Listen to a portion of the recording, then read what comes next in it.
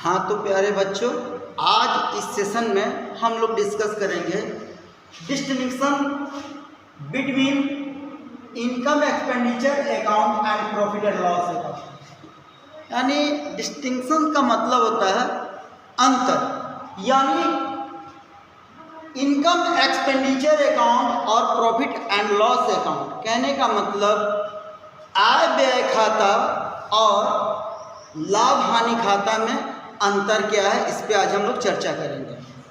तो सबसे पहला है बेसिस ऑफ डिस्टिंक्शन में, यानी अंतर का जो आधार है उसमें सबसे पहला है प्रिपेयर्ड बाय। यानी प्रिपेयर्ड बाय का मतलब हुआ ये तैयार किसके द्वारा किया जाता है। तो ध्यान रखना है, यानी इनकम एक्सपेंडिचर अकाउंट जो होगा, यानी आय व्यय जो खाता होता है वो it is prepared by non trading concern. यह जो तैयार किया जाता है वो नॉन ट्रेडिंग कंसर्न के द्वारा तैयार किया जाता है। तो ये नॉन ट्रेडिंग कंसर्न किसको कहते हैं?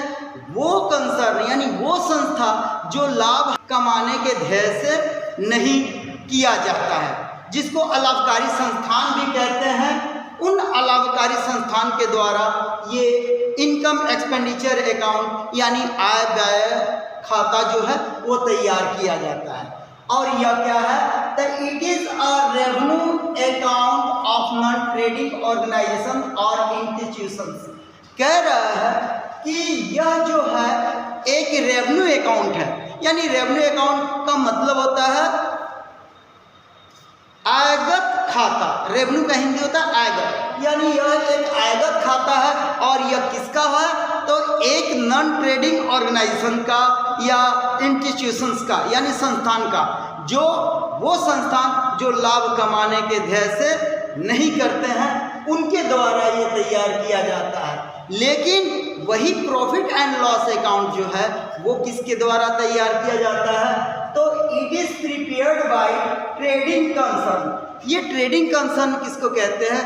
जो संस्थान लाभ को कमाने के ध्येय से एस्टेब्लिश किए जाते हैं, यानी स्थापित किए जाते हैं, उसी को ट्रेडिंग कंसर्न कहते हैं। क्लियर है?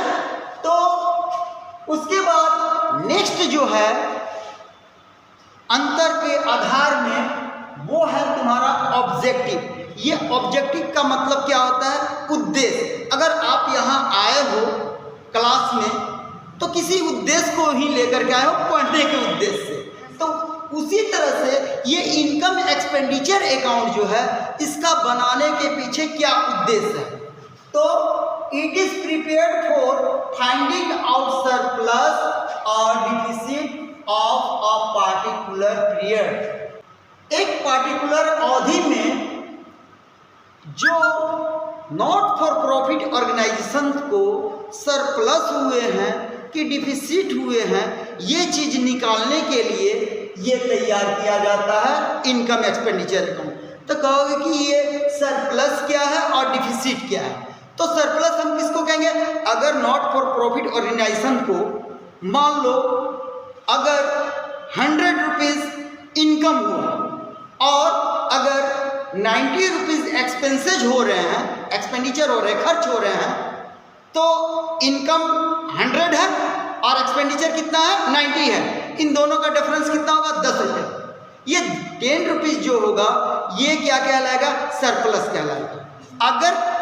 अगर ऐसा हो जा रहा है कि खर्च जो एक्सपेंडिचर है वो 100 रुपया हो गया और इनकम जो है वो 90 रुपीज़ है, तो इसका मतलब क्या हुआ कि खर्च 10 रुपया अधिक हो गया और इनकम कम हुआ।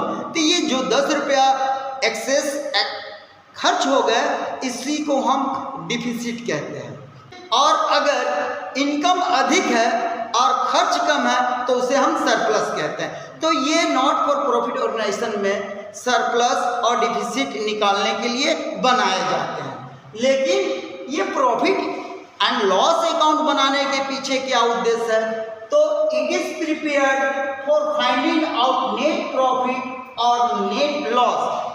उसका उद्देश्य ये होता है कि नेट प्रॉफिट कितने हुए हैं या नेट लॉस कितने हुए हैं। यानी नेट प्रॉफिट बोले तो शुद्ध लाभ और नेट लॉस बोले तो शुद्ध हानि। कोई भी बिजनेसमैन होगा, अगर बिजनेस करेगा तो एक पार्टिकुलर पीरियड के अंत में वो जानना चाहेगा ना कि मेरे बिजनेस को प्रॉफिट हुआ है या लॉस हुआ है। तो इस प्रॉफिट और लॉस को कैलकुलेशन करने के लिए यानी फाइंड आउट करने के लिए प्रॉफिट एंड लॉस अकाउंट तैयार किए जाते हैं। समझ में आई इतना? आगे बढ़ते हैं। नेक्स्ट है क्रेडिट बैलेंस। तो ये क्रेडिट बैलेंस, अगर इनकम एक्सपेंडिचर अकाउंट का अगर बैलेंस क्रेडिट आ रहा है तो इसका मतलब होता है कि वो सरप्लस है। कोई दिक्कत?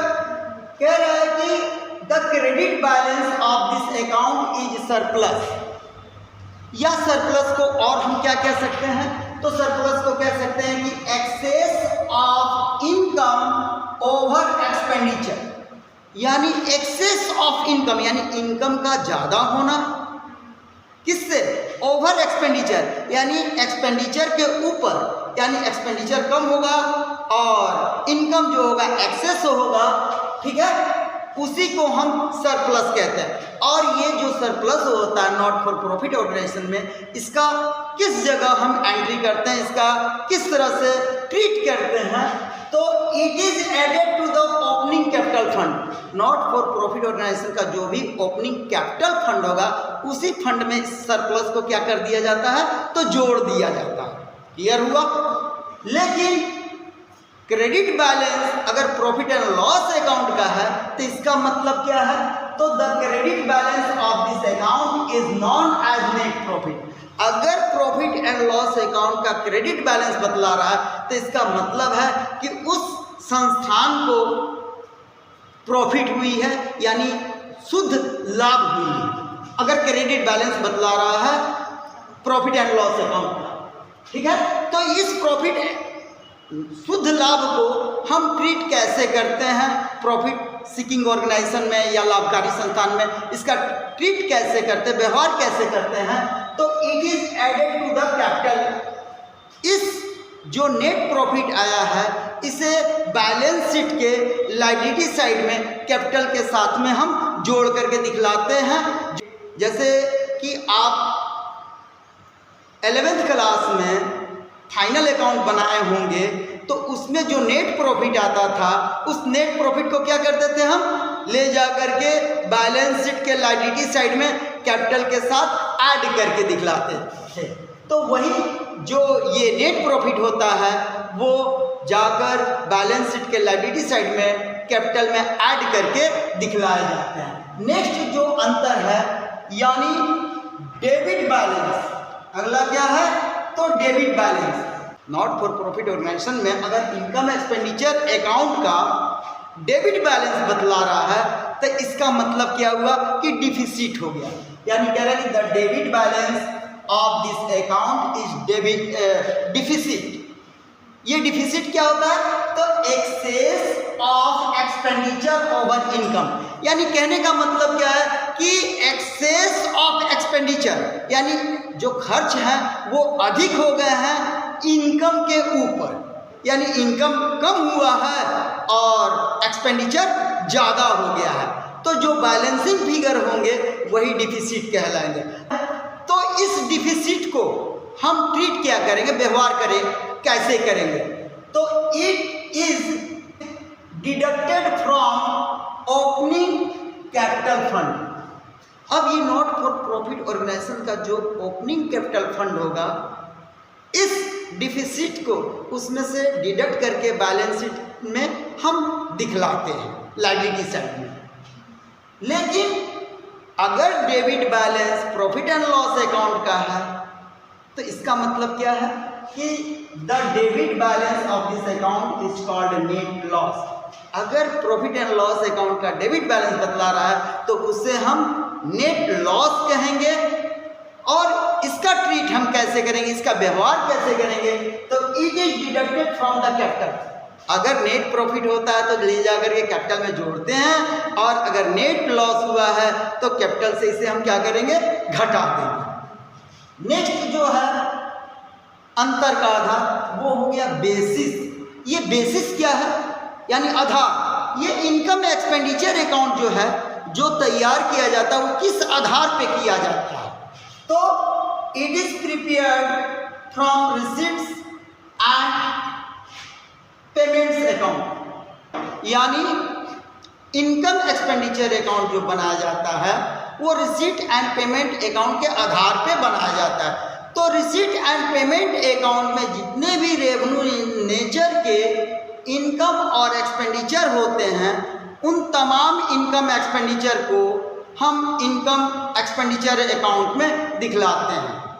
जितने भी रेवेन्यू नेचर के एक्सपेंसेज होंगे उनको इनकम एक्सपेंडिचर अकाउंट के डेबिट साइड में दिखला देंगे, और जितने भी रेवेन्यू नेचर के इनकम होंगे उसे हम इनकम एक्सपेंडिचर अकाउंट के क्रेडिट साइड में दिखला देते हैं। उसके बाद ये प्रॉफिट एंड लॉस अकाउंट बनाने का जो आधार होता है वो किस आधार पे बनते हैं? तो प्रॉफिट एंड लॉस अकाउंट जो बनते हैं वो ट्रायल बैलेंस के आधार पे बनते हैं, यानी it is prepared from trial balance. ये क्या होता है कि जब हम प्रॉफिट एंड लॉस अकाउंट बनाते हैं तो जो भी ट्रायल बैलेंस में नॉमिनल अकाउंट होते हैं उनसे हम trading and profit and loss account बनाते हैं, जिसे हम हिंदी में तलपट कहते हैं। नेक्स्ट जो है विथड्रॉवल। विथड्रॉवल का मतलब हुआ निकालना। अगर मान लो जो यानी surplus of an accounting period can not be withdrawn by the member. ये नॉट फॉर प्रॉफिट ऑर्गेनाइजेशन अलाभकारी संस्थान है, ये मेंबरों के द्वारा मिलकर के चलाए जाते हैं, चाहे वो मंदिर हो, मस्जिद हो या अनाथालय हो। ये सब जो संस्थान हैं लोग मेंबर ही उसके जो हैं कंट्रीब्यूशन करते हैं और उसी से खर्च होते हैं। तो अगर मान लो नॉट फॉर प्रॉफिट ऑर्गेनाइजेशन में इनकम ज़्यादा हो गया, एक्सपेंडिचर कम हो गया, तो जो सरप्लस होगा वो मेंबरों के बीच में नहीं बांटा जाता है, वो कैपिटल फंड में जोड़ करके उस संस्थान के लिए आगे के फर्दर यूज के लिए यूज किया जाता है। लेकिन ये जो है अगर प्रॉफिट मेकिंग ऑर्गेनाइजेशन है, लाभकारी संस्थान है, तो उसमें जो प्रॉफिट होते हैं वो क्या किया जाता है, यानी द प्रॉफिट में बी विथड्रॉल, यानी जो प्रॉफिट होगा उसे बिजनेस से निकाला जा सकता है, और वो भी कितना, तो होली यानी समूचे का समूचे प्रॉफिट निकाला जा सकता है बिजनेस से, या फिर पार्टली, या उसका कुछ हिस्सा निकाल करके कुछ हिस्सा बिजनेस के ग्रोथ के लिए रखा जा सकता है।